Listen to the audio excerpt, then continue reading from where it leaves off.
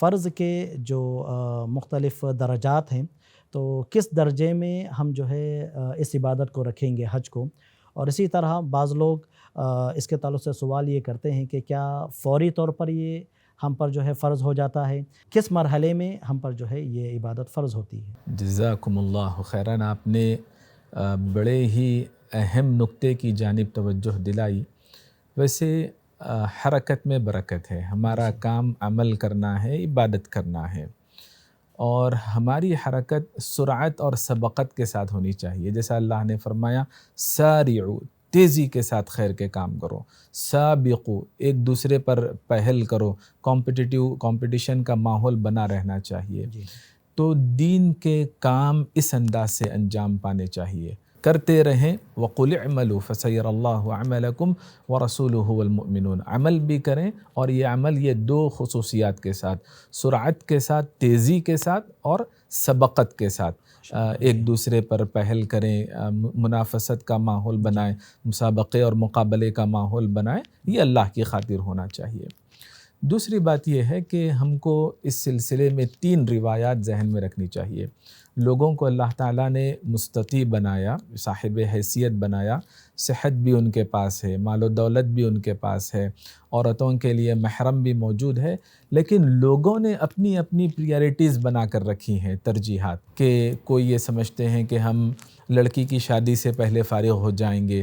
ہمارے معاشرے میں جیسے یہ باتیں رائج ہیں، ان کے بغیر وہ حج درست نہیں ہو سکتا۔ کوئی سمجھتے ہیں کہ فلاں اجازت دے تو ہم حج کر پائیں گے، فلاں کی اجازت نہیں رہی تو ہمارا حج صحیح نہیں ہوگا۔ کچھ جذباتی باتیں لوگوں کے درمیان ہیں، تو یہ غلط چیزیں ہیں۔ بچوں کو سیٹل کر کے بعد میں پھر ہم حج پر جائیں گے، یہ بھی مناسب بات نہیں ہے۔ البتہ کچھ اہل علم نے کہا کہ توفیر السکن مقدم علی الحج، جو انسان کی بنیادی ضرورتیں ہیں، انسان کی بنیادی ضرورتیں ہیں، ان کو پہلے ترجیح دینی چاہیے۔ اس سے فارغ ہونے کے بعد جو اخراجات، مالی گنجائش ان کے پاس ہے، اس دائرے میں حج کی عبادت کو ترجیح دینی چاہیے۔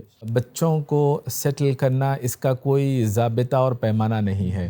ہر کسی کا الگ الگ کرائٹیریا ہے، ہر کسی کا الگ الگ معاملہ ہے، تو ہر کوئی اپنے کیلیبر کے لحاظ سے ان لوگوں کو سیٹل کرنے چاہتا ہے، تو شریعت اس چیز کو اتنی اہمیت نہیں دیتی۔ البتہ جو بنیادی ضروریات ہیں ان کے لیے یہ اہل علم کے فتوے ہم کو ملتے ہیں۔ جیسے میں نے آپ کو گھر کے بارے میں کہا کہ وہ زیادہ ضروری ہے، اس کے بعد میں جو انشاءاللہ مالی گنجائش رہے گی اس میں ان عبادات کی جانب ہم توجہ دے سکتے ہیں۔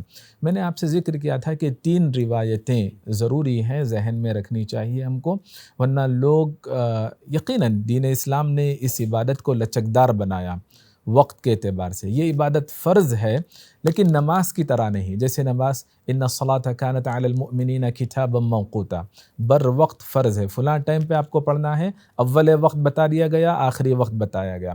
لیکن حج کی عبادت موسع ہے، وقت کے اعتبار سے لچکدار ہے، زندگی میں اللہ نے ایک دفعے فرض کیا ہے۔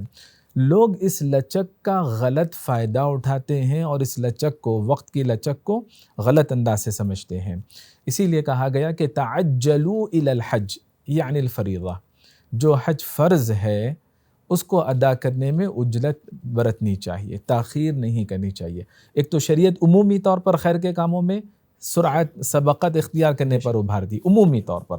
خاص طور پر ہم کو حج کے بارے میں یہ ہدایت ملتی ہے، تعجلوا الی الحج یعنی الفریضہ۔ دوسری بات یہ ہے حدیث قدسی، یعنی اللہ کا وہ فرمان جو قرآن میں نہیں ہے، اللہ کا وہ فرمان جو قرآن میں نہیں ہے، اللہ کے نبی صلی اللہ علیہ وسلم نے بیان فرمایا ہے۔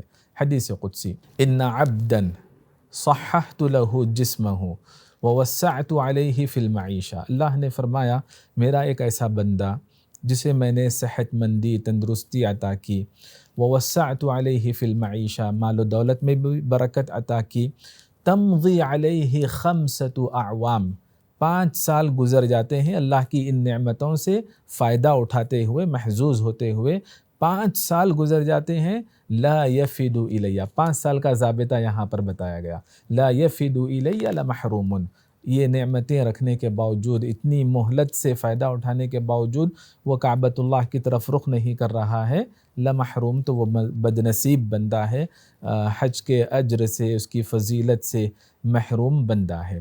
تیسری بڑی سنگین روایت ہم کو عمر رضی اللہ عنہ سے ملتی ہے۔ یہ عمر رضی اللہ عنہ کا اثر ہے۔ امام اسماعیلی رحمہ اللہ نے اسے روایت کیا اور امام ابن کثیر رحمہ اللہ نے اس کو صحیح قرار دیا۔ عمر رضی اللہ عنہ فرماتے ہیں، من اطاق الحج، جس کے پاس حج کی طاقت ہے، مالی اعتبار سے، جسمانی اعتبار سے، جس کے پاس حج کی طاقت ہے، فلم یحج، طاقت رکھنے کے باوجود وہ حج نہیں کر رہا ہے، تو فسواء علیہ مات یہودیا او نصرانیا، تو اس کے لیے برابر ہے، ایک درجے میں ہے، وہ یہودی بن کر بنے یا نصرانی بن کر بنے۔ یہ اتنی سخت وعید شاید ہی کسی اور عبادت پر بتائی گئی ہو۔ تو جو مسلم معاشرہ، خوشحال معاشرہ ہے، مالدار لوگوں کا طبقہ ہے، ان کو اس فریضے کو ادا کرنے میں بلا وجہ شرعی عذر کے بغیر تاخیر نہیں کرنی چاہیے۔ یہ یقیناً فریضہ ایسا ہے، وقت کے اعتبار سے لچکدار ضرور ہے، لیکن خیر کے کام میں سبقت کرنی چاہیے، واللہ اعلم۔